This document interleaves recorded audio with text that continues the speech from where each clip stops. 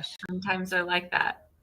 Okay, we are live. Here we are, another episode of Chiropractic is Sexy. I am Dr. Paula Ruffin. I'm Dr. Erica Peabody. We were just talking about dogs, and actually it fits into kind of what we're talking about today. So super. This is Lewis, in case you're watching. Lou wanted to say hi. He is a little burned out, actually. Oh my goodness. He should not be burned out. I would like to be a burned out dog. Let's just talk about that, right? He's had a full week. So oh my goodness. Well, we have a special, we're going I feel like this is a topic that we've covered over and over again, and we're just going to get hyper focused back onto it because I have heard so many of my patients saying, or just people in general, and they'll say, oh, I went to the chiropractor and the chiropractor fixed me. Well, I was fixed in 2 visits. I went once and I was fixed. And so I understand that is the perception that people have. It's like having a car and taking it to the mechanic and the mechanic fixes it. But your body is very much different. So we're going to talk about that from more of an inside out perspective and what your body's doing versus this outside in perception that people have, that the chiropractor does something to fix the human body. But the body is really just wildly amazing beyond that. So that is what we're diving into. And I'm so excited because Dr. Eric and I love these kind of juicy chiropractic topics like this. Yeah, well, there's one analogy that I use on a continual basis. Well, 2. One of them, so this patient said to me this morning, he's like, or no, it was yesterday. She's like, I was looking over my husband's shoulder and I was noticing every time I did that, I got like a click, click, click. She said, is that normal? I'm like, if your car was making that noise, would you ever call that normal? And the other thing, the symptoms that come on are our body's check engine light. So as we're talking about cars and fixing or not fixing, when people say, oh, what if I just take a medicine or something like that? And I'm like, would you ever in a million years just take a piece of electrical tape and stick it over a check engine light? And I know we've talked about that quite a few times. So our bodies speak so loudly, and they actually are smarter than what we give them credit for. And a lot of things will start at a whisper, and it's way better to take care of things as they are at a whisper, because there's definitely no quick fix, but there's not really a fix for things either. We just have to let the internal resilience and the information superhighway that we've talked about so much be able to get back on board and function more closer to 100% in order for us to heal. So yeah. This is this recurring, and this is a lot of how we put together these shows. When Dr. Eric and I get recurring messages, we're like, this must be like our sign, because more people, I'm sure, have questions around it. And I'm working with so many people who are, they're like, all my labs are great. I still feel terrible. It's a clean MRI. But so traditional medicine can't find anything. And what is happening is your body is actually adapting. And Dr. Eric and I have talked about this before, that adapting doesn't always mean it's your body's way of keeping you alive. Mm-hmm. So when you're throwing all kinds of garbage at it, you're not moving, you're not hydrating, you're not sleeping well, you've got, poor mental health. There's so many different ways you're not getting adjusted. When your body's going to adapt, it's still trying to push you up the hill, but your stress is far outweighing your body's ability to recover and have resilience. Mm-hmm. But the body adapts because it's still trying to keep you alive. So this becomes a state of survival versus, I'll say, thrival. I feel like that sounds better. Yeah. I mean, so do you want to thrive or do you want to survive? Well, we will always be adapting. And it just depends on how much stuff you're going to throw at it to adapt to have to adapt to. We've talked about this multiple times, but the body's will to get to tomorrow is so profound and powerful that it's going to keep robbing Peter to pay Paul. And it happens in so many different ways. But I got to tell you, if we're fueling our bodies with inflammatory foods, drinks, all the things that inflame the body, it's got to work to decrease the inflammation on a constant and continual basis rather than getting to thrive. So that's the difference. You want to fill it with crap and not treat it right, or you're going to fill it with, life-giving things. It's going to have excessive amounts of adaptation that's going to have to do to the crap, or you're going to be fueling the body's ability to heal. And we are not 100%.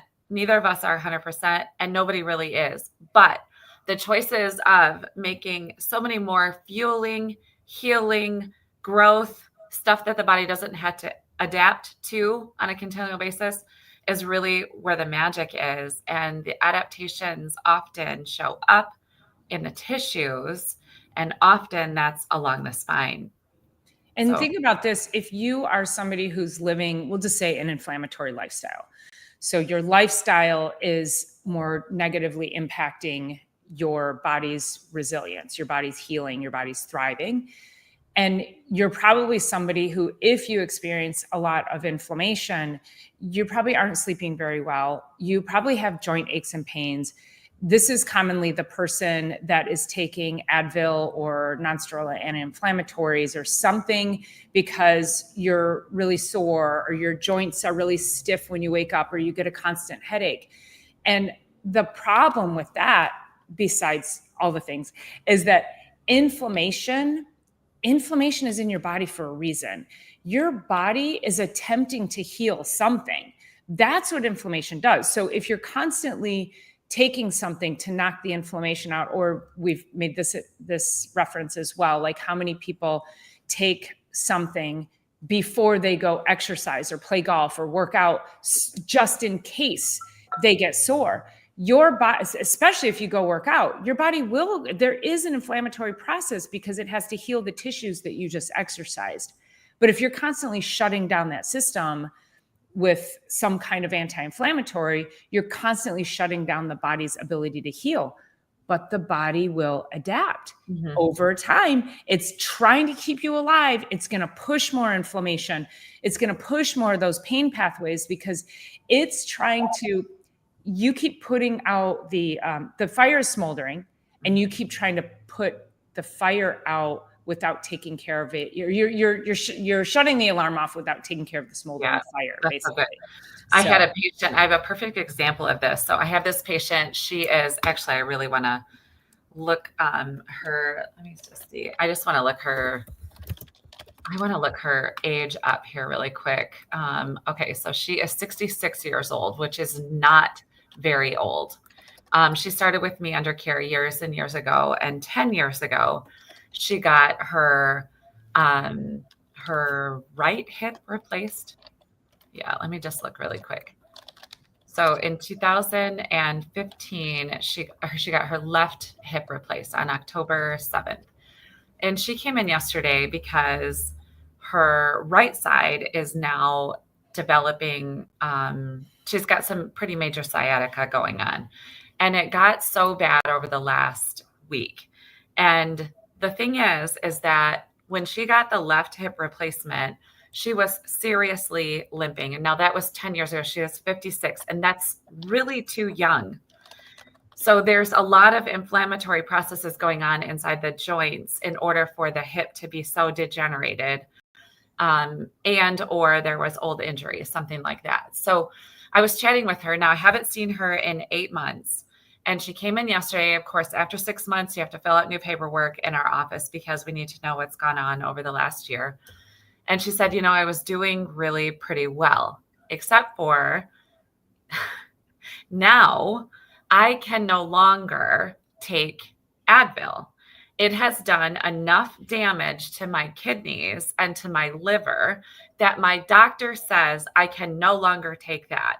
Well, the doing well over the last 8-ish months, or really the last 10 years, has been masked because of Advil.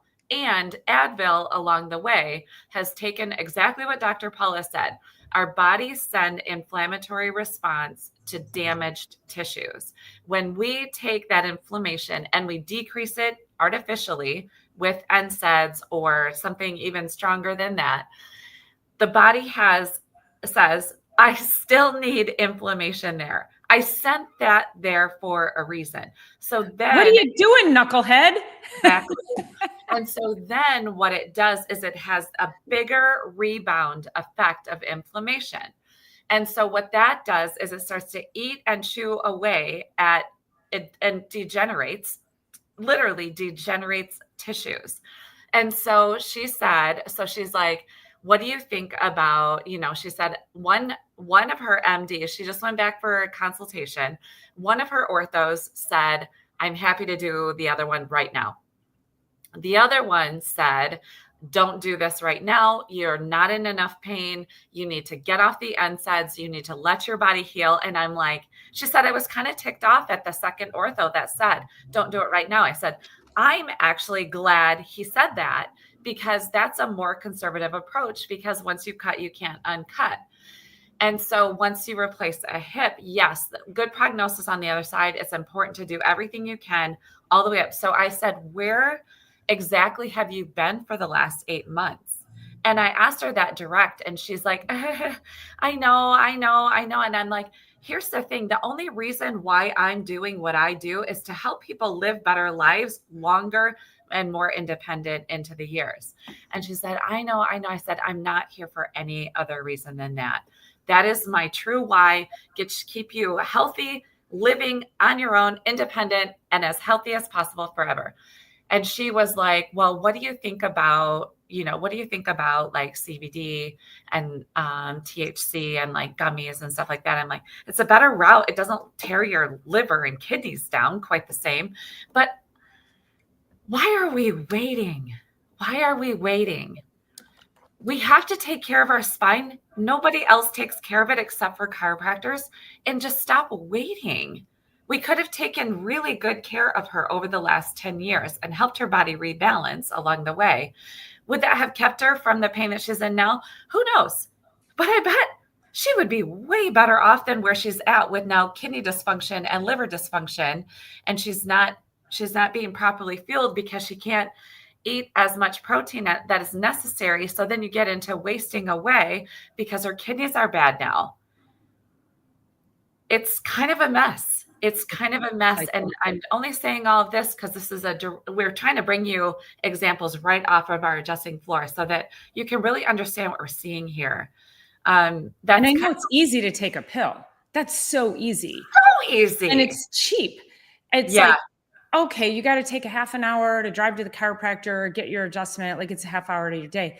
But do you know how expensive your kidneys are and your liver and your gut? You can't get them. You can replace them, but good luck getting on a list. Like, why do you even want to go down that route? Like that's, they're to me, they're irreplaceable, even though we can replace it. You guys know what I'm saying on that. Right. I had a conversation yesterday, and that's that whole outside in versus inside out approach. I had a conversation with somebody yesterday who was talking about, he thinks that everybody over 50 should get one of those calcium score tests. DEXA scan.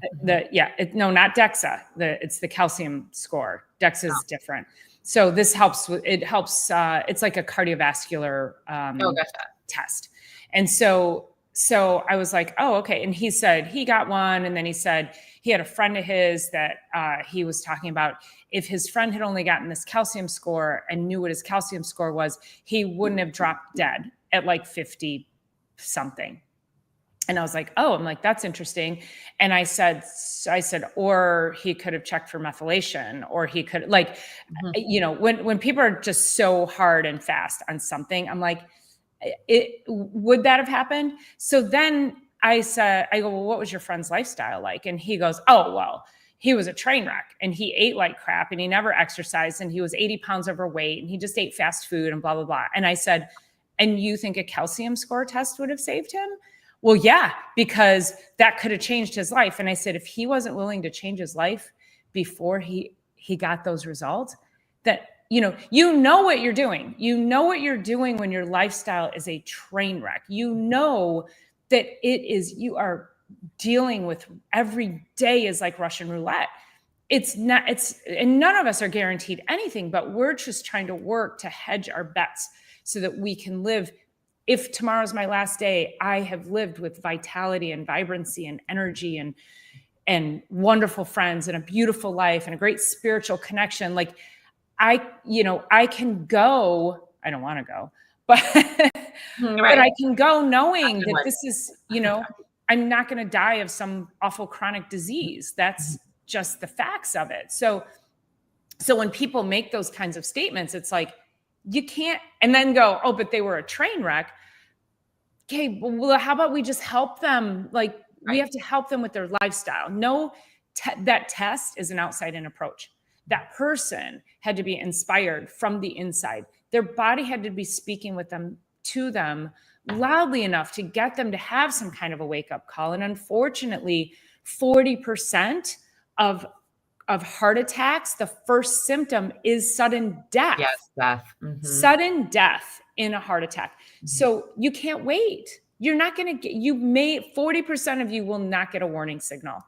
And your warning signal will be when it's too late. Right. And so when the body is sending symptoms at a whisper where it's like, like it's kind of like your car has started some sort of blinking and your body's started some sort of blinking, we need to really be doing all the things we can every day, which is we go back to eat well, move well, think well, get your rest, get your water, and get adjusted. I know this week, I keep forgetting, especially on podcast day, I kept forgetting the last couple of weeks.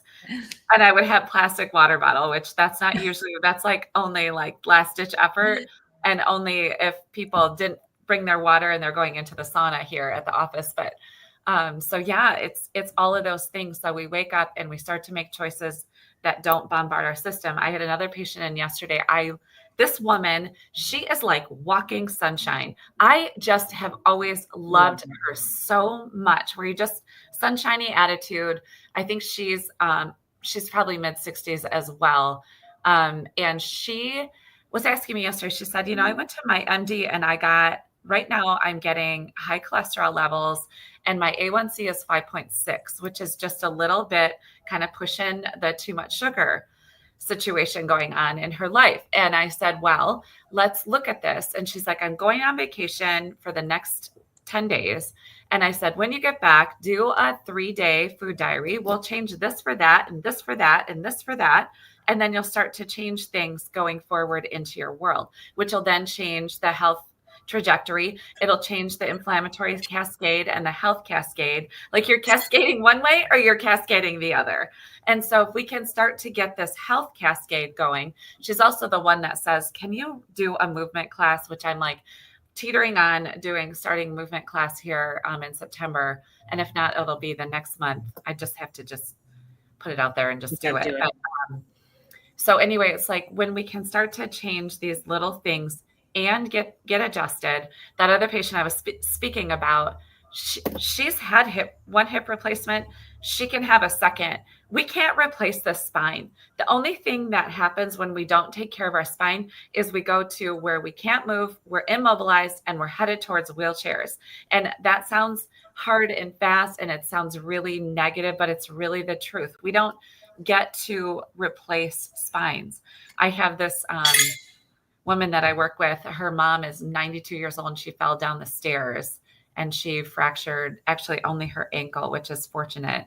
And, but anyways, it's these little things and she's built so much resiliency. The doctor said to her, I can't believe you only broke one bone in an entire 11 to 14 steps, whatever it was. But, it's those kinds of things that are life-changing. And if we help the body stay closer to homeostasis, stay closer to health and healing, we're going to be healthier and we're going to heal. Yeah. And when you are, and this is why we really encourage each and every one of you, make sure you are telling people when you come, whether it's you or whether it's somebody that who's in a chronic health crisis, or not even crisis, but somebody who's just, again, people very much diminish. They discount what they have going on. But do they have tension in their shoulders? Are they somebody who has headaches all the time or constantly complaining of digestive issues?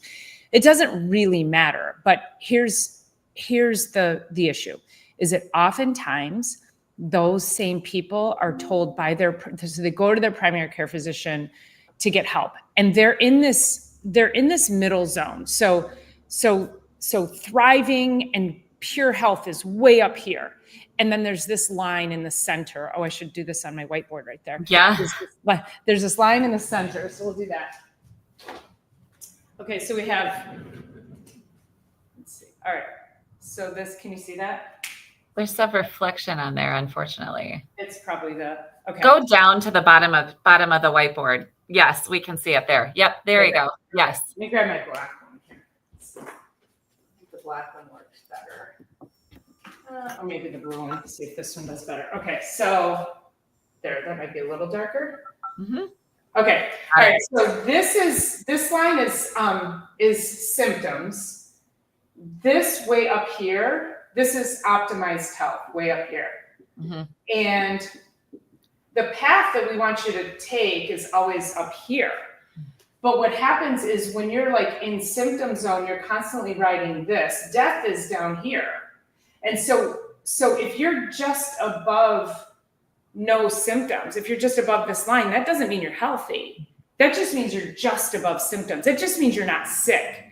And so in traditional medicine, a lot of times you have to be way down here in order for it to be detected on any special tests, blood work, MRIs, CT scans, or anything like that. And so the problem with that is that if you're living in this upper zone here, you're still really sick. Like we don't want you to get to that bottom rung, because then that means that you've gotten so sick that now we say what you're clinical. That means doctors can give you a drug, a diagnosis, do surgery. We as chiropractors, and these same doctors are telling you to not go to the chiropractor. That was my whole point, is that we can't help. They can't help you, but don't go to the chiropractor. That's kind of that message, right? So the traditional medicine will say, we can't help you. We don't know how to help you. They'll dismiss you, discount you, but don't go to the chiropractor because the chiropractor can hurt you. My question is always how, why, when, what, like where are they getting that information? And so no, like don't listen to that narrative. We are keeping you away from that clinical state. We are the people that when you're like, I don't know what's wrong. I still feel like crap. My doctor says I'm fine. My labs are perfect. Everything's this, your doctor can't help you. That's why we are here. We as chiropractors, we're going to optimize your nervous system, clear up your body's signaling so it can heal itself. That's what it is. We want your body to fix itself, not, we're just releasing that energy so it can do that. Right. I'll go back to this all the time, but back in 2020, when there was, all of this stuff was going down and people were getting really sick, our state association in the state of Michigan said to all of us, if you can safely stay in practice and you can do what needs to be done in order to keep yourself safe and your patients safe, please stay in practice and help us manage headaches, neck pain, and low back pain, and musculoskeletal issues, which we do a lot more than that. But please do that so that we can tend to respiratory issues and people that are in really bad ways and all the ways that COVID was taking people down.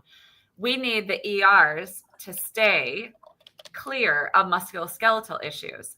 And so the Medical Society said that to us. And so what are they doing not saying that now? And why are we even having to have a discussion? Like it should be the very first line of defense every single time. And if you want to talk safety, which I was just listening to a chiropractor podcast this morning, and they were saying, there's myths about chiropractic. I can tell you guys just flat out black and white. Our malpractice insurance is about $1,500 a year. Like that's not per month. And malpractice is set on safety. They do not pay out on chiropractors because what we're doing is safe. Now, regular MD, and I'd have to look it up what their malpractice insurance, but it's upwards of like 30 to 40 or $50,000. And I'm thinking the OB back in the day used to be over $200,000 in malpractice insurance alone. So that says a lot about safety and efficacy of what we're doing. And I always love to use those black and white numbers when I do need to throw that around. And if that safety and efficacy and that fact that we're really helping these people is so profound there, that should be first line of defense, not only for musculoskeletal, but for digestion, for sleep, for breastfeeding, for pregnancy, labor, delivery, POTS. I mean, so many things should also be seeing a chiropractor. I have a colleague of ours, and she was at a sort of a wellness gathering, and she was at this one booth that said, this particular person says, I don't know if you should do my modality and chiropractic. And I understand not wanting to do like a whole bunch of modalities when it comes to like acupuncture and blah, like do what you want, but chiropractic should sit in the wellness spot of our world anyway and not be tested against another modality. Like it should be just a given, and then also add in acupuncture and other complementary alternative medicine. So when she was saying that, I was like, that's because chiropractic should just be a given. Taking care of your spine and nervous system should just be a given. Yeah. Like that's there. And then you can add in a little medication if you need it for here or there, some acupuncture, let's do some massage, like, it's the top of your entry point. Exactly. Mm-hmm. So, well, anyway. And I want to give you, so I did pull this up real quick. Yeah. So medical, because it changes constantly, just so you know, because it keeps going up. The ladder is that medical malpractice is the third leading cause of death in the United States. The third leading cause of death. And by specialty. So so just take that in for a minute. Medical malpractice. So death by medicine, whether it's surgery, whether it's properly prescribed medications. People die from properly prescribed medications all the time, and then improperly prescribed medications. And the percent of participants involved in lawsuits by specialty is general surgery, OB-GYN, orthopedics, plastic surgery, otolaryngology, so that's eye, ears, nose, throat, radiology, urology, emergency medicine, critical care. That list goes on. Chiropractors are nowhere to be seen on this list. So when you consider why would a medical doctor or somebody in the medical field say to you, don't go to the chiropractor because chiropractors can harm you, I don't know where they're getting that information. So you always have to ask, like, do your own due diligence. And I had this guy at yoga, I've talked to him, how he sort of chases me down, always wants to pick my brain, and was telling me about his friend who's a not a spine surgeon. She was some kind, like a neurosurgeon. She was something. She was some kind of surgery, some kind of like high level, whatever. And she told him, don't go to the chiropractor because chiropractors harm you. And I said, hey, go back to your friend and ask her how many lawsuits she's had and how many people in her profession actually kill and maim people each and every year. And he's like, oh yeah, you're right. They do. I'm like just get away from me with that stupid freaking narrative. Like I can't even with it's just ignorance, really. I know. It's hard, you guys. It is harder by the day. And I think it's because Dr. Paula and we're not only practicing it, but we're bringing it to you all the time. And the stories that we have on the weekly, it's really difficult to not just say, get your stuff together. Like it's really hard not to say, why are you eating like that? Why are you doing that? Why are you sitting? It's not that Dr. Paula and I don't sit on our phones and scroll sometimes and, and sit and take a movie in and, maybe we'll eat not so great. And I mean, we shared tiramisu the other weekend together, and I'm not afraid of ice cream and, just stuff like that. And we just see it so much. If you saw what we saw on a daily, you would do what we do. I'm telling you, you would. Not because we see so many horrible things. We see so many miracles happen in our office on a constant and continuous basis. So if you got to see what we see, you would do what we do. And this is super weird for me to ever have gotten to this place. But last Saturday morning, I woke up. I couldn't even get myself out of bed. I had just a ridiculous amount of pain. I couldn't lift my head up off the pillow. For no real good reason, except for life got me by the neck, truly. I didn't have a fall, trip, slip, nothing. It was like, there's traumas, there's thoughts, there's technology, and there's toxins. So it's all four of those create these things. And I mean, I've had 3 adjustments this week. I've had 3 massages since. I've done as much water as possible. I've walked and stretched, and I feel really darn good. I did have to You look a lot better too, by the way. I know. I was like, you guys, if you would have seen me, I was like, I don't think I can hang out today. We went down the Dream Cruise. I was like, I don't think I can even drive myself there. I had to walk over to my mom's house, who lives very close to me. And I'm like, you have to do something. I can't even get in my car to drive into town to get myself some help. So anyway, it was just wild. But it got my attention. It got my attention. And like I said, I did have to throw a couple days of heavy NSAIDs at it, but also all the other things. I mean, I've done all the that's not her normal. It's not your normal. And it's okay to just throw that from time to time. I mean, I couldn't even function, but it's way better than going into the ER and saying, cut me up, or, throw me on something super major. Yeah. So anyway, it's all of us all the time. And we just have to make those choices. And the doctor that I was talking to, he said, I can't believe how fast you recovered from that. I said, well, I am in compliance with my healthy choices, and I'm in compliance with what my chiropractor recommends, and my nutrition and my functional medicine people. I'm in compliance because I don't want to ever be anything but independent and healthy and have a straight brain, So, well, it's a great testimonial for living this kind of lifestyle. Is it doesn't mean that things aren't going to happen to us. What it does mean is that we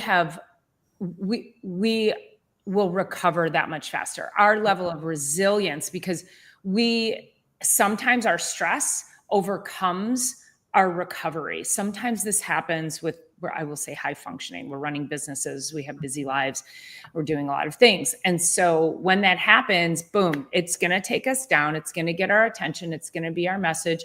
You need to slow down. You need to do these extra things. And now our recovery and our resilience can come above the stress. But we're going to heal from that so much faster.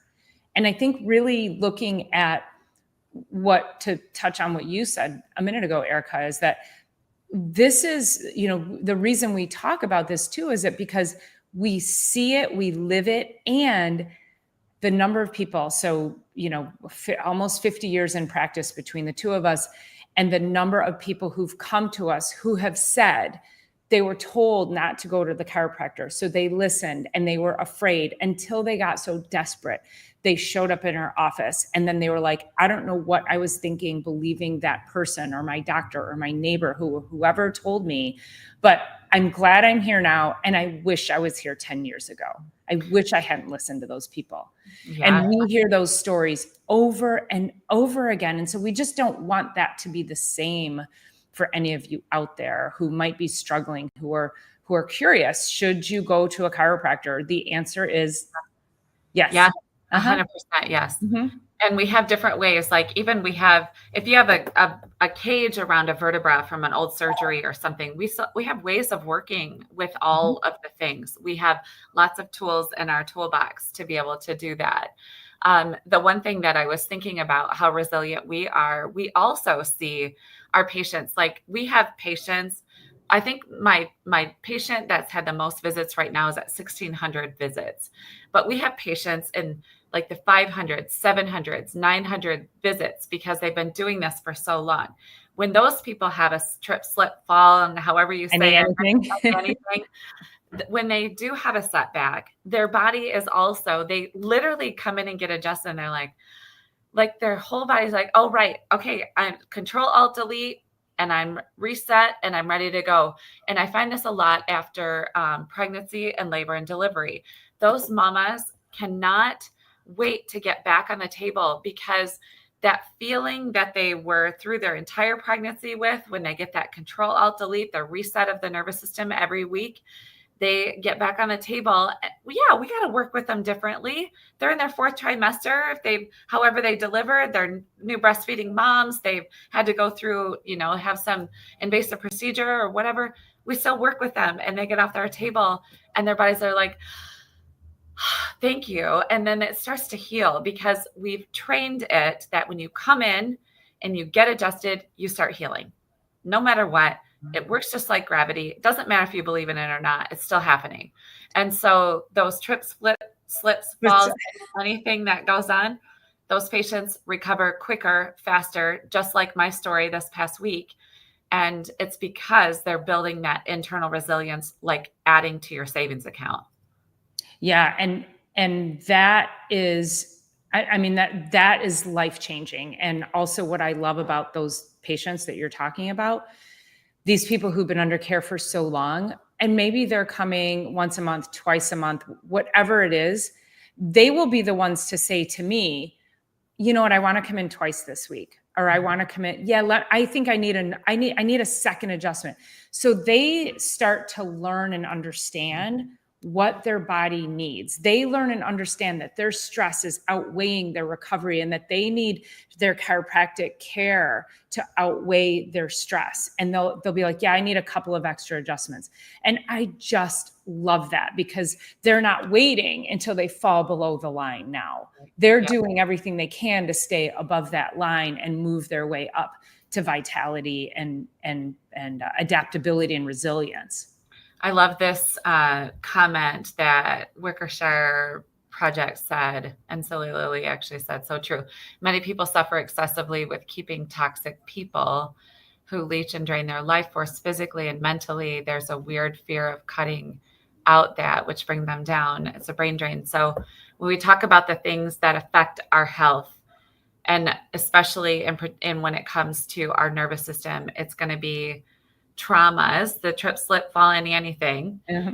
It's thoughts and mental health. So that's where that comes in. It's toxins, environmental toxins, toxins from medications and things like that, and toxic people too, because it puts up our stress hormones and technology. So that those kind of people live in these two spots, in the thoughts and the mental health, and they live in the actual toxic bombardment of stress chemicals in our body and in our system, and they do affect our health. So thank you for bringing that up, because we're always kind of it used to be the 3 T's. Now it's the 4th with technology. So anyway, thanks for bringing that up. So true. Yeah. And I know, I think we probably don't touch enough on thoughts and toxic people around us and vibrational states. We could probably definitely add that into one of our talks is if you're around negativity, if you personally think negatively and then you're around negative people, that brings your vibrational state to a lower state, which lessens your overall body's ability to heal. And so that is part of it. And also, like, people who get adjusted, they become happier. If somebody's in pain, even a low level pain, they're not even recognizing how it's affecting their mental health. And so getting adjusted actually opens that up, and they're like, wow, I feel amazing. If you feel amazing and you get this endorphin release when you get adjusted, it makes you happy. And then you vibrate at a higher state. And now you are attractive. You're the one bringing light in the room, rather than, like, when you leave the light in the room. Yeah, exactly. Some people bring light into the room when they enter. Some people The Yeah. light comes when they exit. Mhm. Yep, exactly. No, it's really, really true. So Yeah. anyways, probably a So really great spot to kind of wrap up the I think discussion. It so. was so awesome. Thank you for all your comments always and for joining us. There's endless Please talk. don't forget to subscribe and share and tell the world, do what you love what you do. Absolutely. We are so grateful for everybody showing up and being here for us, because otherwise we'd be sitting here all by ourselves. So, Yeah. so we thank you so much for all the great comments, and we will look forward to seeing you next week on Chiropractic is Sexy. Have an amazing week, you guys.